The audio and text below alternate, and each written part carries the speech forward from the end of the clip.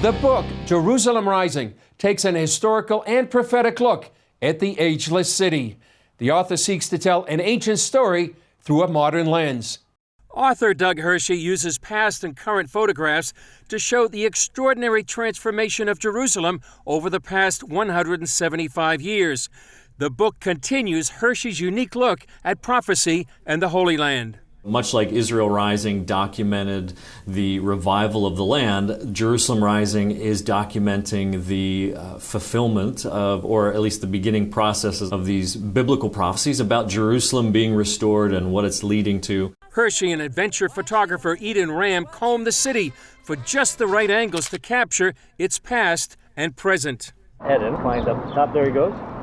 Looking at, you can kind of look through the fence here. It'll look better when you see the actual photos, but some of all of that stuff right in there is what he's getting a shot of from back in the early 1900s. To be able to go to some of these locations and find the exact locations where a photographer set up 175 years ago to capture what Jerusalem looks like, and then go back today to the exact same location. Some of the oldest photos of Jerusalem ever taken were from 1844, and we have several of those in Jerusalem Rising, and all of those I don't think have ever been recreated ever. One of those before and after photos takes place here, just outside the Jaffa Gate of Jerusalem's old city walls.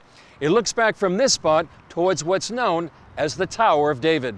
Hershey says most any city on earth may look different over the course of 100 years, but Jerusalem is unique. There's no other city on earth that's had its history foretold, from its destruction to its desolation to a revival as a world player. So to be able to see all of that beginning to unfold in our day is really amazing. And so that's a lot of what's been documented in Jerusalem Rising.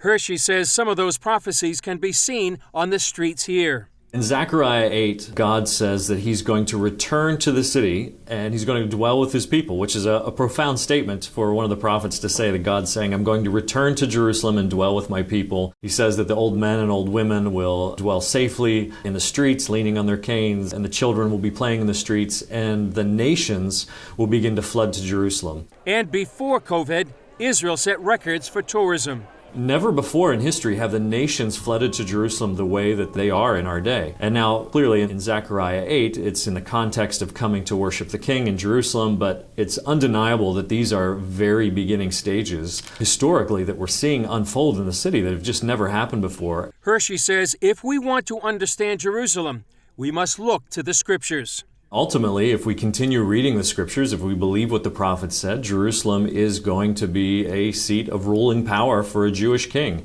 Ezekiel 5:5 says that God has placed Jerusalem in the center of the earth. So locationally, it's already in the center of the earth. And one day soon, and even beginning now, it's already becoming the center of the world's attention. A city that for thousands of years has stood at the crossroads of history and prophecy. Jerusalem has been conquered and reconquered multiple times. It's changed hands over 40 times. It's been completely leveled at least twice. There's been literally hundreds and hundreds and hundreds of years where the city is just laid desolate, according to eyewitness accounts. Now we're at a time where things are starting to revive. So prophetic words from Zechariah 8 or Isaiah or any of these prophets about Israel, about Jerusalem, where once we thought were allegorical or spiritual or just abstract concepts, we're finding that God is doing exactly what he said. Never before have these prophecies been fulfilled in such a dramatic and significant way, and it's happening in our day in a really powerful and unique way.